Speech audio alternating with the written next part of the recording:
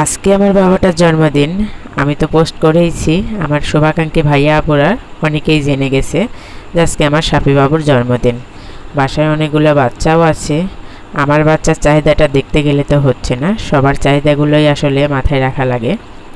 আসসালামু আলাইকুম, সবাই কেমন আছেন? আমি আলহামদুলিল্লাহ আল্লাহর রহমতে ভালো আছি।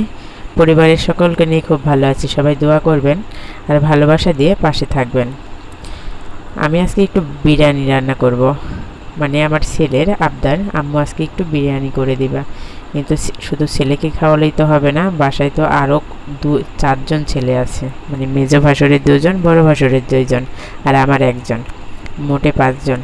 5জন বাচ্চার জন্য বিরিয়ানি রান্না করতে হবে। আর বড়জন কি ফাঁকি যাবে?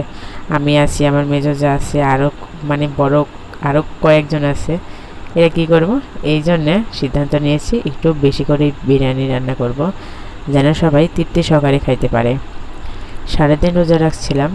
সন্ধ্যার পরে ইফতার করে সাপি বাবুকে আর রুহি বাবুকে নিয়ে বাইরে বের হয়েছিলাম। বাজার দিয়ে ঘোরাফেরা করে একটু খাওয়া দাওয়া করে বাসায় নিয়ে আসছি।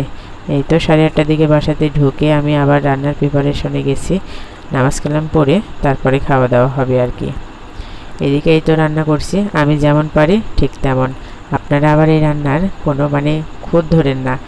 সবাই সবার মতো করে পারে, আমি আমার মতো করে পারি। আমার বাচ্চারা যেটাতে সন্তুষ্ট আমি ঠিক সেরকম করে রান্না করি।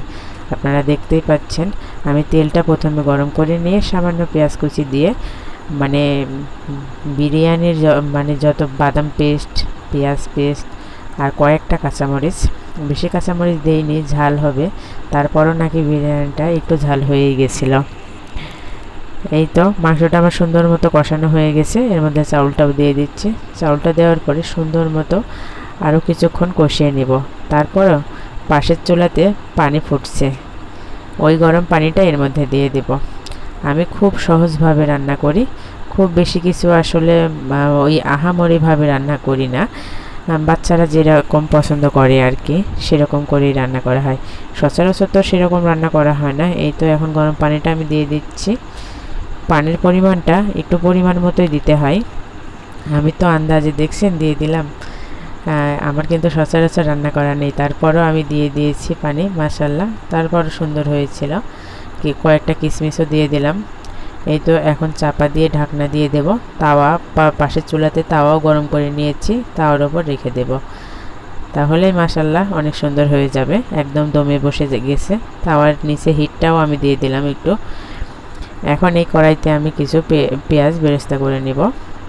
এগুলো বিরিয়ানির ওপর দিয়ে ছড়িয়ে দিলে অনেক সুন্দর লাগে দেখতে। আমি সাথে সাথে এটা বেরেস্তাটাও করে নেব, ওটা ওমে হতেও থাকবে দমে, একসাথেই হয়ে যাবে দুটা কাজ। যাই হোক, আপনারা কেমন করে বিরিয়ানির রেসিপিগুলো তৈরি করেন অবশ্যই জানাবেন। আমি একদম শর্টকাট সিম্পলভাবে রান্না করেছি, দেখছেন। আসলে কি জানেন, আপনার বাসার বাচ্চা কেমনভাবে খেতে পছন্দ করে আপনি ঠিক তেমনভাবে রান্না করবেন। আপনি কিভাবে খেতে পছন্দ করেন সেটা তো আপনার বাচ্চা নাও পছন্দ হতে পারে। সবাইকে অসংখ্য ধন্যবাদ কষ্ট করে আমার ভিডিওটা দেখার জন্য। আর অবশ্যই কমেন্টে জানিয়ে যাবেন আমার বিরিয়ানিটা কেমন হলো। ধন্যবাদ সবাইকে, শুভরাত্রি।